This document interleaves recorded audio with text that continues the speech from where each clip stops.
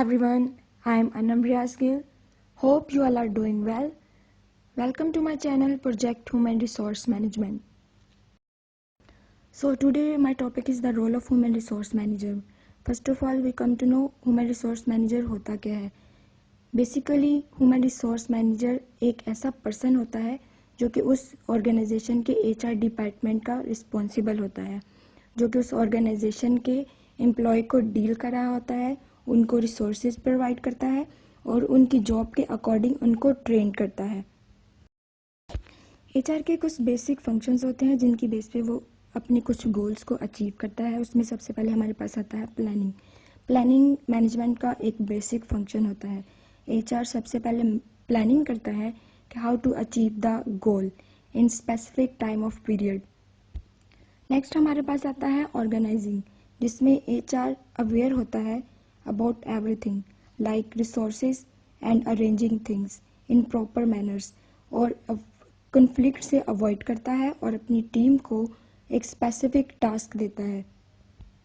Next हमारे पास है directing basically is a knowledge of discipline, जिसमें HR अपने एम्प्लॉय को मेंटेन करता है, उसकी ऑर्गेनाइजेशन के गोल्स को अचीव करने के लिए अपने एम्प्लॉय को मोटिवेट करता है और उसको एक डायरेक्शन दिखाता है जिसके अकॉर्डिंग वो अपनी ऑर्गेनाइजेशन के गोल्स को अचीव करता है. नेक्स्ट हमारे पास है कंट्रोलिंग. HR के पास अथॉरिटी होती है HR डिपार्टमेंट से रिलेटेड मैटर्स को डील करने की, जिसमें वो अपने एम्प्लॉय के परफॉर्मेंस को कंडक्ट करता है और उसके अपने एम्प्लॉय के परफॉर्मेंस के गैप्स को देखता है और उनको सूटेबल ट्रेनिंग्स प्रॉपर वे में देता है. इन फंक्शन की बेस पे वो अपने ऑर्गेनाइजेशन के एम्प्लॉय को इन्हेंस करता है और अपनी ऑर्गेनाइजेशन के गोल्स को अचीव करता है. नेक्स्ट है हमारे पास role of human resource manager. Human resource manager के रोल्स क्या आते हैं. इसमें हमारे पास नंबर 1 पे है staffing, development of work place policies, compensations and benefit, retentions, training and development, dealing with laws affecting employment, worker protection, awareness of external factors. इन roles को हम 1 बाय 1 डिस्कस करेंगे. स्टाफिंग एक की फंक्शन है ह्यूमन रिसोर्स मैनेजमेंट का. इसमें HR अपना मेजर रोल प्ले करता है. HR अपनी कंपनी के लिए न्यू एम्प्लॉय को हायर करता है और उनको अपनी कंपनी के रूल्स के अकॉर्डिंग सूटेबल ट्रेनिंग प्रोवाइड करता है. स्टाफिंग फंक्शंस के 4 बेसिक स्टेप्स हैं, जिसमें नंबर 1 पे हमारे पास है डेवलपमेंट ऑफ स्टाफिंग प्लान. इसमें HR डिसाइड करता है which type of people to be hired, कि उसे अपनी कंपनी के लिए किस तरह के लोगों को हायर करने की ज़रूरत है. नंबर 2 पे हमारे पास आता है डेवलपमेंट पॉलिसीज़ टू इनकरेज. इसमें HR कुछ पॉलिसीज़ को बनाता है जिसमें वो एम्प्लॉय को इनकरेज करता है और उनके परफॉर्मेंस के स्टैंडर्ड्स को मेजर करता है. नंबर 3 पे हमारे पास आता है रिक्रूटमेंट. इसमें HR ऐसे लोगों को इनवाइट करता है who are willing to job with them. Number 4 पे हमारे पास आता है सिलेक्शन, जिसमें वो वन ऑफ द बेस्ट को सिलेक्ट करता है अपनी कंपनी के लिए और उसको अपनी कंपनी की सारी रूल्स और रेगुलेशन बताता है. नेक्स्ट हमारे पास आता है development of work place policies. इसमें HR क्या रोल प्ले करता है. इसमें HR क्लियर स्टेटमेंट पॉलिसीज़ बनाता है जिसमें रूल और प्रोसीजर सबके लिए इक्वल होते हैं. फेयर इम्प्लीमेंटेशन होती है जो कि ऑर्गेनाइजेशन के ऑब्जेक्टिव्स को फुलफिल करते हैं. इसमें वो अपने एम्प्लॉय को फ्लेक्सिबिलिटी प्रोवाइड करता है, जिसमें हमारे पास वेकेशंस टाइम पॉलिसी है, ड्रेस कोड है, एथिक्स पॉलिसी है, इंटरनेट यूजेस पॉलिसी है. Vacation time policy. नेक्स्ट हमारे पास आता है कंपनसेशन एंड बेनिफिट एडमिनिस्ट्रेशन. इसमें HR अपना प्रोफेशनल रोल प्ले करता है. इसमें HR अपने एम्प्लॉय को गुड वर्क करने पर उसे रिवॉर्ड करता है. वो रिवॉर्ड कैश की सूरत में भी होता है, पे की सूरत में भी हो सकता है, इंक्रीमेंट और प्रमोशन की सूरत में भी हो सकता है. इसकी कुछ एग्जांपल्स हैं जिसमें एम्प्लॉय रिलेशंस है. इसके थ्रू HR अपने एम्प्लॉय के साथ अपने रिलेशंस को स्ट्रॉन्ग करता है. वेकेशंस टाइम है, बोनस है, रिटायरमेंट प्लान्स हैं, हेल्थ बेनिफिट्स हैं, सिक लीव्स हैं और स्टॉक प्लान्स हैं. बहुत सी कंपनी स्टॉक प्लान्स को यूज़ करती हैं जो कि उसके एम्प्लॉय को अट्रैक्ट करती हैं. बेसिकली ये एक कॉन्ट्रैक्ट होता है कंपनी और एम्प्लॉय के बिटवीन, जिसमें एम्प्लॉय को राइट दिया जाता है कि वो कंपनी के कुछ स्पेसिफिक शेयर्स को फिक्स प्राइस में स्पेसिफिक टाइम ऑफ पीरियड में बाय कर सकता है और उससे बेनिफिट ले सकता है।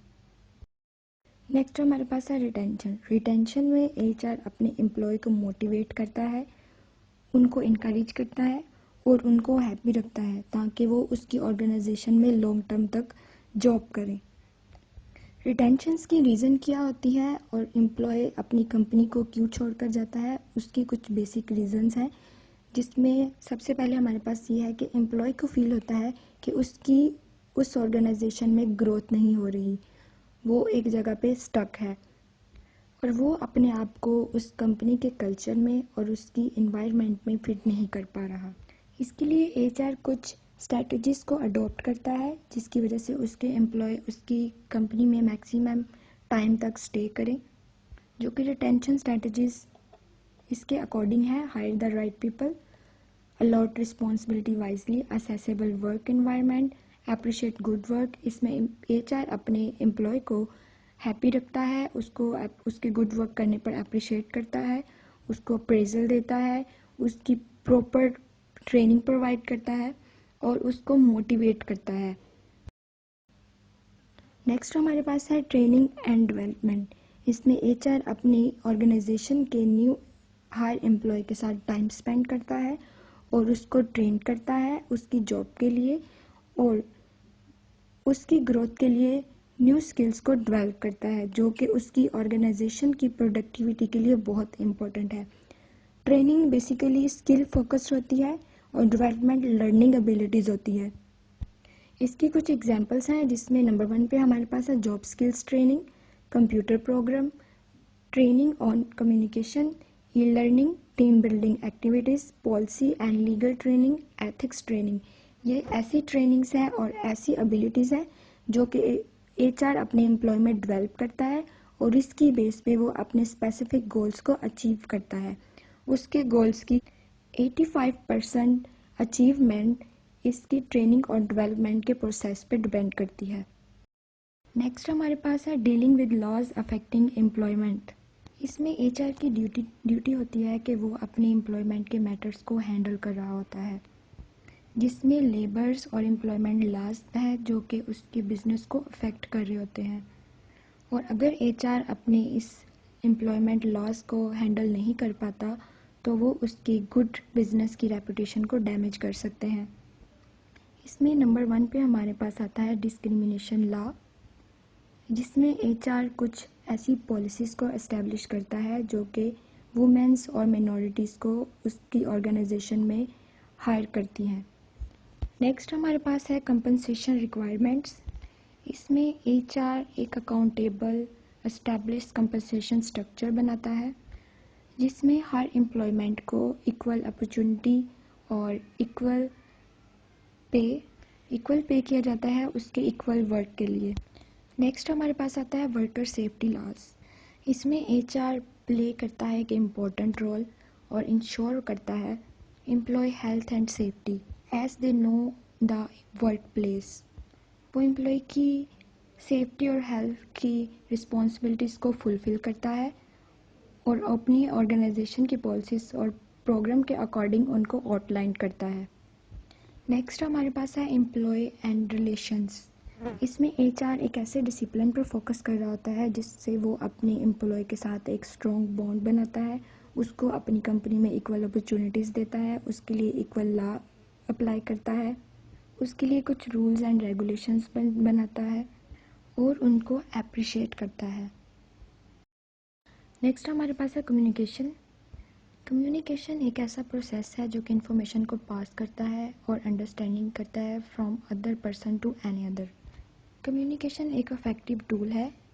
अफेक्टिव कम्युनिकेशन के थ्रू ही एचआर अपने एम्प्लॉय के साथ अपने रिलेशंस को स्ट्रॉन्ग रखता है और जो कि कंपनी की प्रोडक्टिविटी को इंक्रीज़ करता है और जो कि एम्प्लॉय और कंपनी दोनों के लिए बेनिफिशियल होता है। इसकी बेस पे एचआर अपना एम्प्लॉय के साथ रिलेशनशिप स्ट्रॉन्ग करता है, उसको मोटिवेट करता है, उसके साथ लॉयल्टी क्रिएट करता है और प्रोफेशनल वैल्यू ऐड करता है, which is very helpful to someone reach their goals.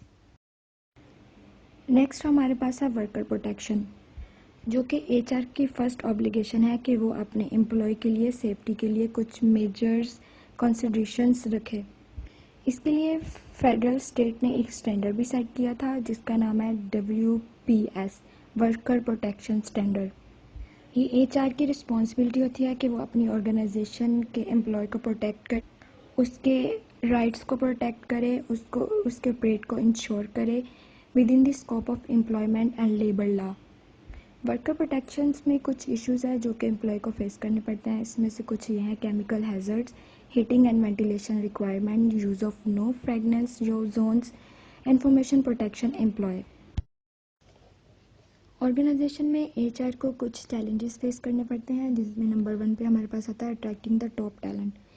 इसमें बेसिकली एचआर एक ऐसे लोगों को अट्रैक्ट कर रहा होता है जो कि उसकी कंपनी की प्रोडक्टिविटी के लिए, उसके परफॉर्मेंस के लिए बेस्ट होते हैं।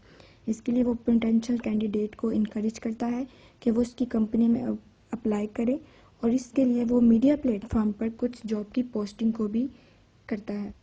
नंबर 2 में हमारे पास है developing the leaders. HR best से बेस्ट लीडर को डेवलप करता है अपनी टीम के लिए, बिकॉज लीडर एक एक्शन होता है जो कि एम्प्लॉय को लीड करता है, और लीडर्स अपने एम्प्लॉय में कॉन्फिडेंस बिल्ड करता है। नंबर 3 पे हमारे पास आता है हेल्थ एंड सेफ्टी। ये भी एचआर के लिए एक मेजर चैलेंज है। उसको अपने एम्प्लॉय की सेफ्टी और हेल्थ के लिए कुछ पॉलिसीज़ बनानी पड़ती हैं जिनकी वजह से वो अपने एम्प्लॉय की हेल्थ और इश्यूज़ को ओवरकम कर सके। नेक्स्ट हमारे पास है managing diversity. Diversity basically business को अफेक्ट कर रही होती है, क्योंकि इसमें डिफरेंट एम्प्लॉय के आइडियाज़, एक्सपीरियंस और पर्सपेक्टिव्स डिफरेंट होते हैं, जो कि एचआर के लिए थोड़ा डिफ़िकल्ट होता है उनको एक ही सेम ट्रैक पर रखने के लिए।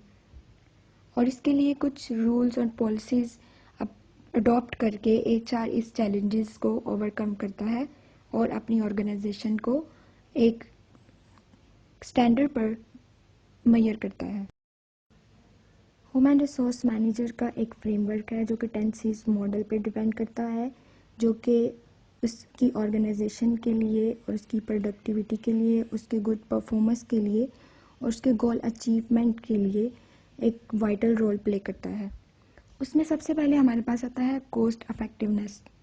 इसमें एचआर अपने एम्प्लॉय को रिवॉर्ड कर रहा होता है उसके गुड परफॉर्मेंस पर, जिसकी वजह से उसका एम्प्लॉय मोटिवेट होता है और इनकरेज होता है और अपनी बेस्ट परफॉर्मेंस देता है। नेक्स्ट हमारे पास है कम्पेटिटिव। इसमें एचआर अपने एम्प्लॉय को इनकरेज करता है to having a strong desire to win और be best at something and strongly compete with अदर्स। नेक्स्ट हमारे पास है कोहेरेंस, जो कि एचआर का एक स्ट्रेटजी मॉडल है जिसमें वो एम्प्लॉय को मैनेज करने के लिए उसके रिसोर्सेज को अरेंज करता है और उसको बेस्ट रिसोर्सेज प्रोवाइड करता है। नेक्स्ट हमारे पास है कम्युनिकेशन। इसमें एचआर अपने एम्प्लॉय को फ्रीडम देता है कि they can discuss anything with open mind and free from barrier. Next है क्रिएटिविटी। इसमें एचआर यूनिक स्ट्रेटजीज को इम्प्लीमेंट करता है जो कि कंपनी के एडवांटेजेस की मेन रूट होती है। न्यू आइडियाज़ डेवलप किए जाते हैं। नेक्स्ट है हमारे पास क्रेडिबिलिटी। इसमें एचआर टॉप मैनेजमेंट और स्टाफ के बिटवीन ट्रस्ट को बिल्ड कर और एम्प्लॉय को इनकरेज करता है, उसको इन्फॉर्मेशन गाइडलाइन प्रोवाइड करता है जो कि एम्प्लॉय की असेसमेंट डेवलपमेंट के लिए बहुत नेसेसरी है। नेक्स्ट हमारे पास है कॉम्पिटेंस, जिसमें एचआर कंपनी को एक यूनिक वे में क्राफ्ट कर रहा होता है और अपने एम्प्लॉय को सपोर्ट कर रहा होता है कि वो अपने स्किल्स को, अपनी आइडियाज़ को यूज़ करके अपनी कंपनी के ऑब्जेक्टिव्स को गेन कर सके। नेक्स्ट हमारे पास है कंट्रोल। बिजनेस के ऑब्जेक्टिव्स के लिए और उसकी रूल्स और रेगुलेशन के लिए कुछ पॉलिसीज़ और प्रैक्टिस को इंश्योर किया जाता है, जो कि एचआर को ये अथॉरिटी होती है कि वो इसको अपने अकॉर्डिंग और अपने सिस्टम के अकॉर्डिंग उसको मूव करे। नेक्स्ट है हमारे पास कमिटमेंट। ये सी मॉडल स्ट्रेस को शो करता है toward the employ and motivate them to achieve the organisation goal with active mind. Next और लास्ट पे हमारे पास आता है change. Change is very important C model of HR. Basically इसमें एचआर कंपनी की स्ट्रेटजी की डेवलपमेंट और इम्प्रूवमेंट पे वर्क कर रहा होता है, जो कि कंपनी की ग्रोथ में हेल्प करता है, because change is very important in every field of life. Hope you guys really enjoy my video. Thank you, and please don't forget to like and share